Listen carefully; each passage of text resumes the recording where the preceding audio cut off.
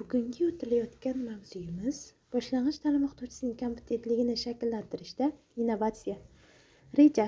Innovatsiya tushunchasining mazmuni boshlang'ich ta'limda innovatsion texnologiyalar. Bugungi kunda bizning eng katta va oliy maqsadimiz yoshlarimizni kelajakda bilim, ko'nikma va malakaga ega bo'lgan salohiyatli o'quvchi qilib yetishishga sababchi bo'lishimizdir.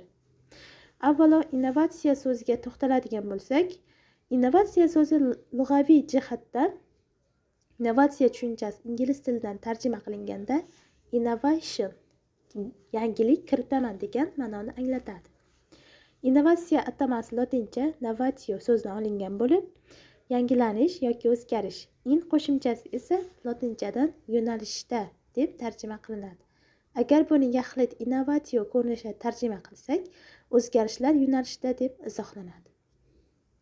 Innovatsion rivojlanish vazirligi yillarda O'zbekiston Respublikasining rivojlanishining 5 ta ustuvor yo'nalishlari bo'yicha harakatlar strategiyasi 2017-yil 29 noyabrdagi O'zbekiston Respublikasi Prezidentining O'zbekiston Respublikasi Innovatsion rivojlanish vazirligi shakllantirish to'g'risida Prezident farmoni 5264 son farmoni, shuningdek O'zbekiston Respublikasi Prezidentining 2017-yil 30 noyabrdagi PP 3416 sonli qaroriga asosan O'zbekiston Respublikasi Innovatsion rivojlanish vazirligi tashkil etildi.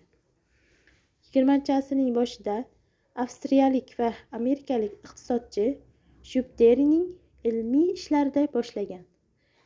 Schumpeter 1900-yillarda iqtisodda ushbu terminni ilmiy qo'llashga kiritgan dastlabki olimlardan edi. O'zbekiston Respublikasining ta'lim to'g'risidagi qonun va kadrlar tayyorlash milliy dasturi yosh avlodni tarbiyalashning asosiy istiqbol yo'nalishlarini belgilab berdi. Kadrlar tayyorlash milliy dasturida ta'limni tubdan isloh qilishning asosiy yo'nalishlari ko'rsatib berildi. Unda uzluksiz ta'lim, ijodkor, ijtimoiy faol, ma'naviy boy shaxs shakllanishi va yuqori malakali raqobatbardosh kadrlar ildam tayyorlanishi uchun zarur shart-sharoitlar yaratadi deb ko'rsatilgan. O'zbekiston Respublikasining ta'lim to'g'risidagi qonun va kadrlar tayyorlash milliy dasturi yosh avlodni tarbiyalashning asosiy istiqbol va yo'nalishlarini belgilab berdi. Kadrlar tayyorlash milliy dasturida ta'limni tubdan isloh qilishning asosiy yo'nalishlari ko'rsatib berildi. Unda uzluksiz ta'lim, ijodkor, ijtimoiy faol, ma'naviy boy shaxs shakllanishi va yuqori malakali raqobatbardosh kadrlar ildam tayyorlanishi uchun zarur shart-sharoitlar yaratildi.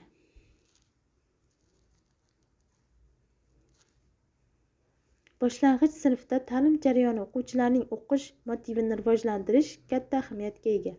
Chunki motiv o'quvchilarni ta'lim jarayoniga qiziqtiradi, darsga faol qatnashishga, bilimlarni egallashga undaydi. Interfaol metodlar o'qish motivini rivojlantirishga katta yordam beradi. E'tiboringiz uchun rahmat.